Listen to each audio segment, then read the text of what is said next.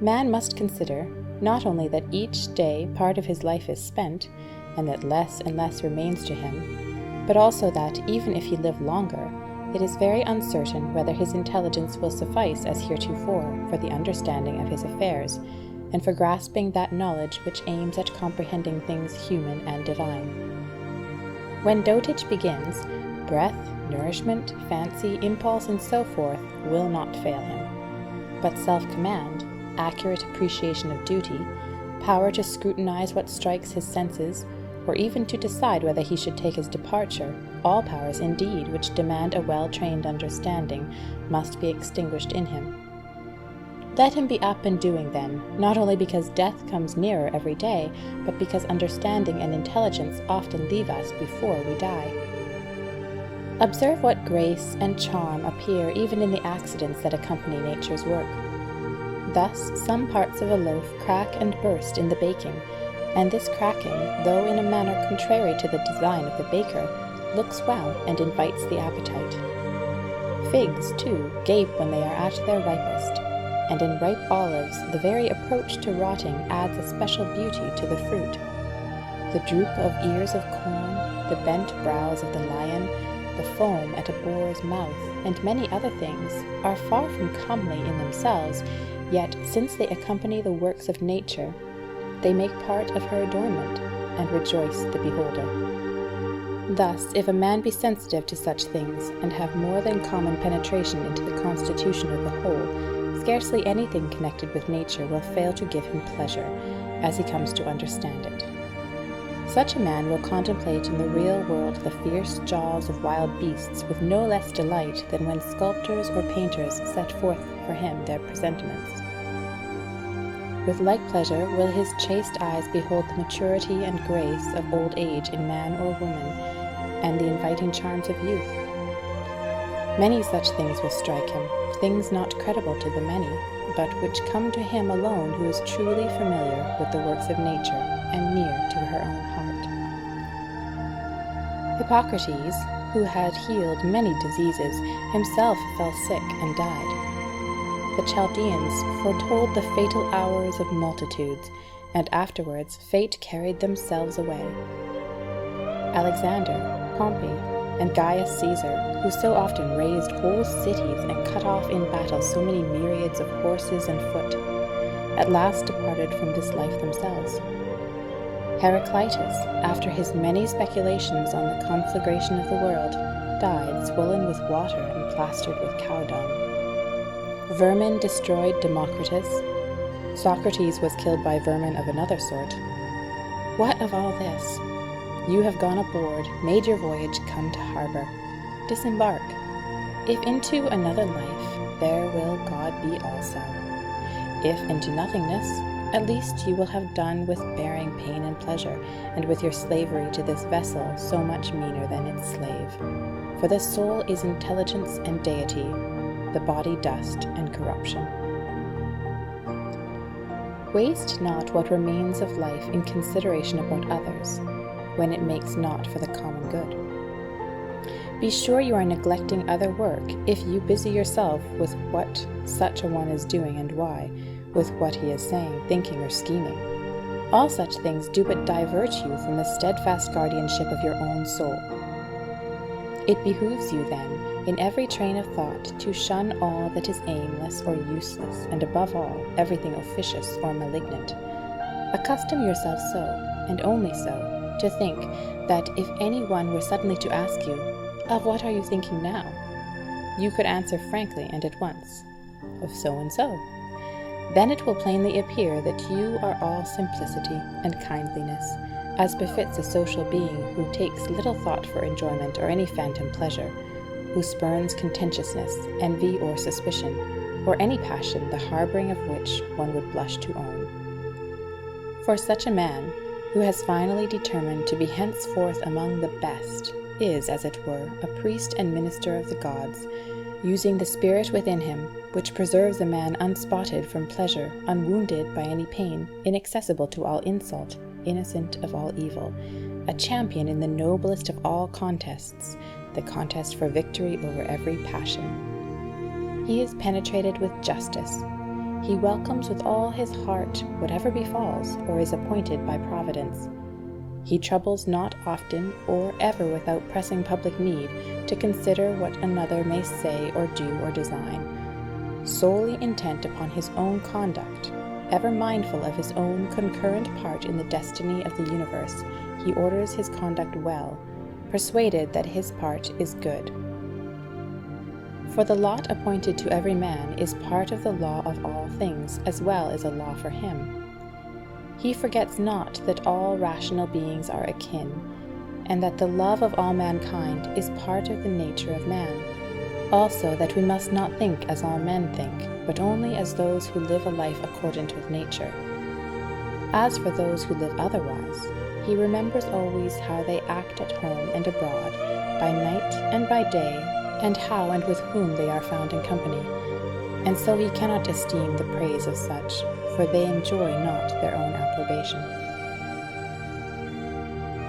In action be neither grudging, nor selfish, nor ill-advised, nor constrained. Let not your thought be adorned with overmuch nicety. Be not a babbler or a busybody. Let the God within direct you as a manly being, as an elder, a statesman, a Roman, and a ruler, standing prepared like one who awaits the recall from life in marching order, requiring neither an oath nor the testimony of any man.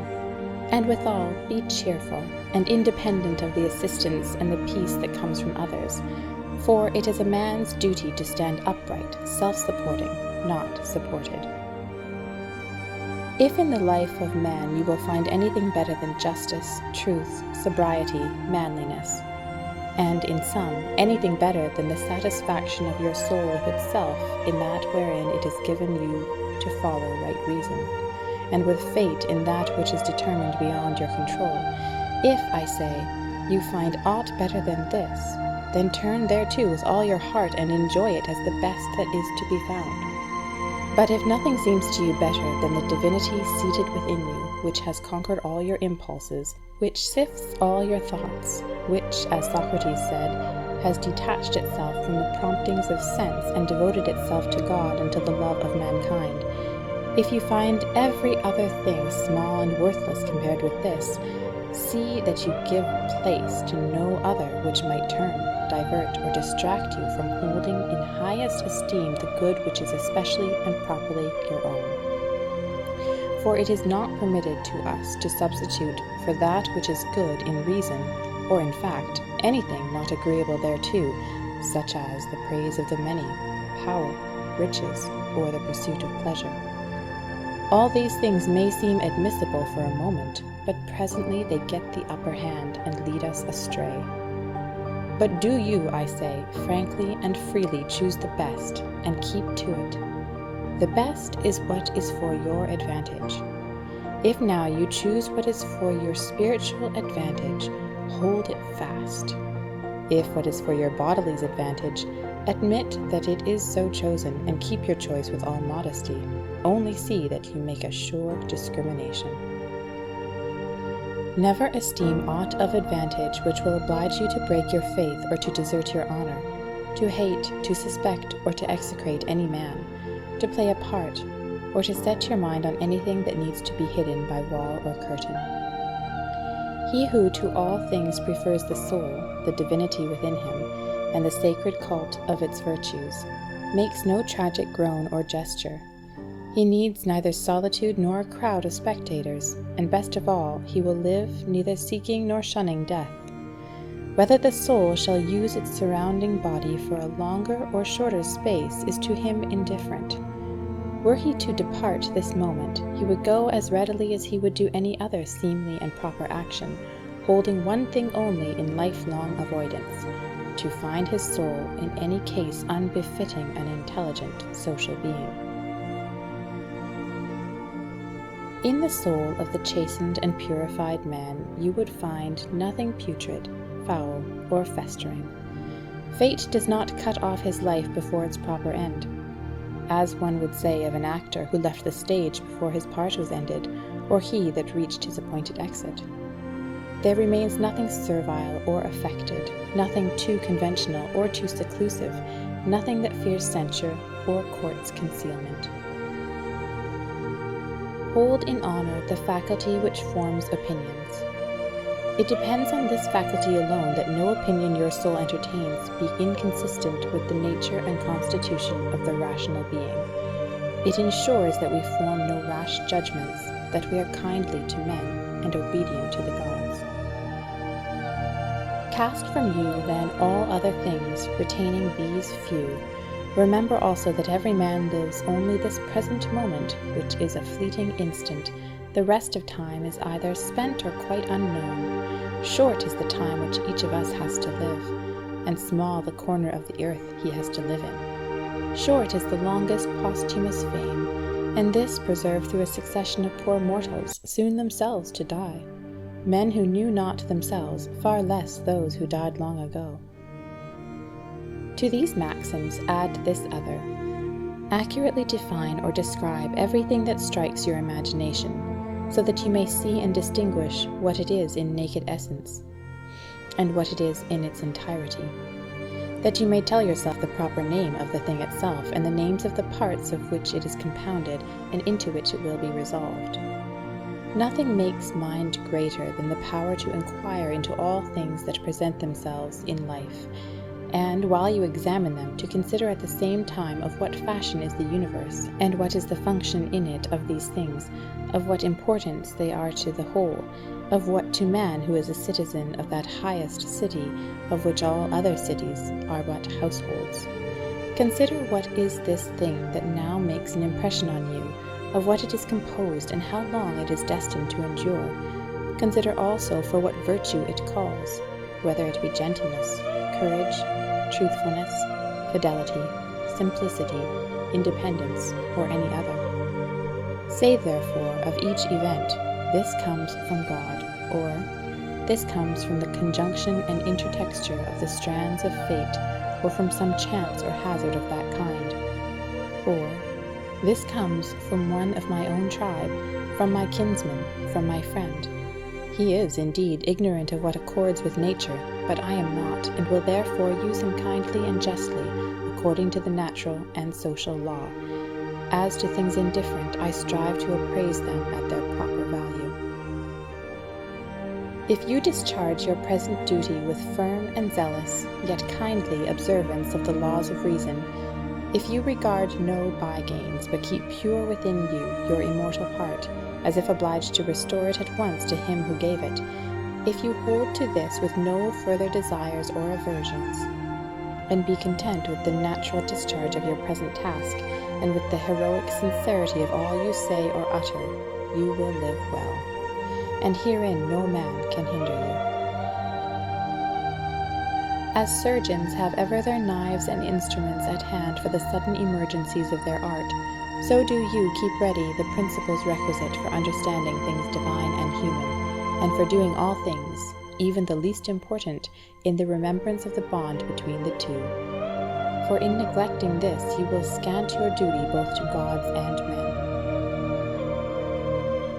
Cease your wandering, for you are not like to read again your own memoirs, or the deeds of the ancient Greeks and Romans, or those collections from the writings of others that you laid up for your old age. Hasten then to your proper end, fling away vain hopes, and if you have any care for yourself, fly to your own succor while yet you may.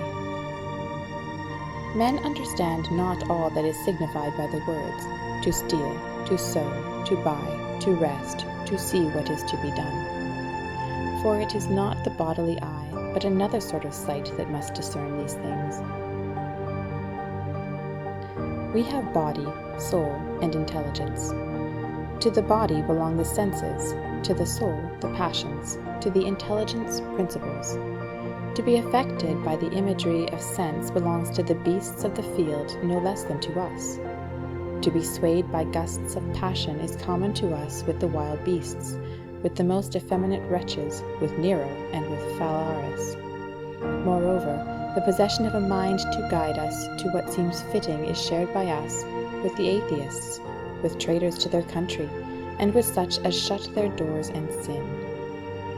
If, then, all the rest is common as we have seen, there remains to the good man this special excellence, to welcome with pleasure all that happens or is ordained, not to defile the divinity enthroned in his breast, not to perturb it with crowd of images, but to preserve it in tranquillity, and obey it as a god, to observe truth in all he says, and justice in his every action.